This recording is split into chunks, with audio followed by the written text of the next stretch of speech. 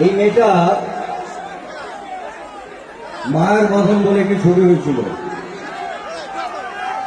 তাতে আমার মেয়ে হয়েছিল।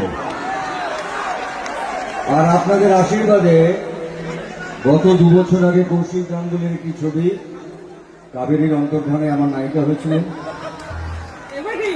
আর আগামী মে মাসে আমাদের একটি ছবি রিলিজ করছে। সেই ছবিটা বঙ্কিমবাবুর লেখা দেবী চৌধুরানী, আপনারা নিশ্চয়ই জানেন।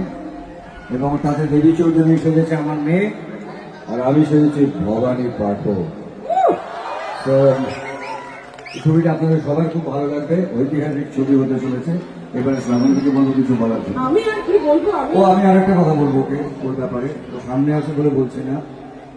আমি বিশ্বাস করি যে আমাদের মানে এদের যে প্রজন্ম, তাতে একজন অন্যতম নায়িকা শুধু নন, একজন ভালো অসামান্য অভিনেত্রী। এর থেকে